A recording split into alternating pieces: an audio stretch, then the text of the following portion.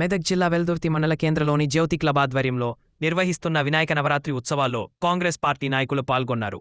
40వ సంవత్సరం జ్యోతి క్లబ్ ఆధ్వర్యంలో వినాయక నవరాత్రి ఉత్సవాలు నిర్వహిస్తున్నతో నియోజకవర్గ కాంగ్రెస్ పార్టీ ఇన్ఛార్జ్ ఆవుల రాజిరెడ్డి ఉత్సవాల్లో పాల్గొన్నారు. గణనాథుడికి ప్రత్యేక పూజలు నిర్వహించారు. రాష్ట్ర ప్రజలంతా సుభిక్షంగా ఉండాలని కోరుకున్నట్లు తెలిపారు.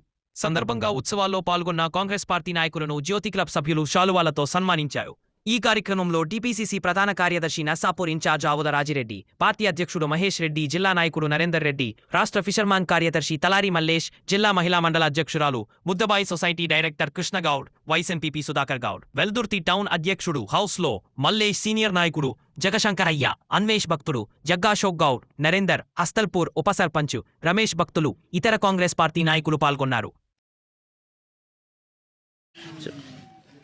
ఈరోజు మన గౌరవ Narsapur Congress party constituency in charge Avula Rajireddy గారు వెల్దుర్తి పట్టణానికి రావడం జరిగింది.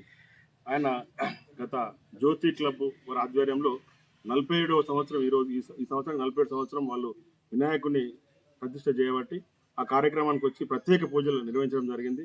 అలాగే కోమటిపల్లిలో జరిగిన వైశ్య సంఘం కూడా పోయి మనం పూజలు నిర్వహించడం జరిగింది.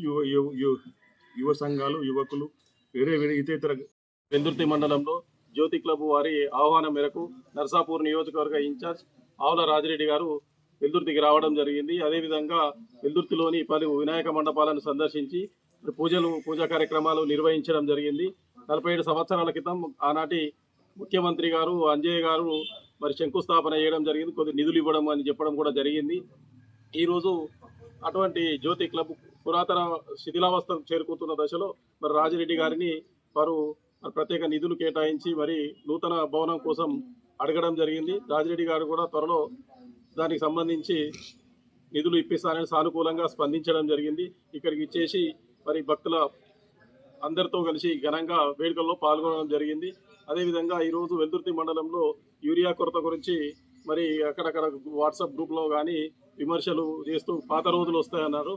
మరి వాళ్ళు పాత రోజులు 2019లో కానీ 20లో కానీ 21 సంవత్సరంలో కానీ గత చరిత్ర చూసుకొని మరి ఆ రోజు కూడా మరి యూరియా రానటువంటి సందర్భం ఉన్నది.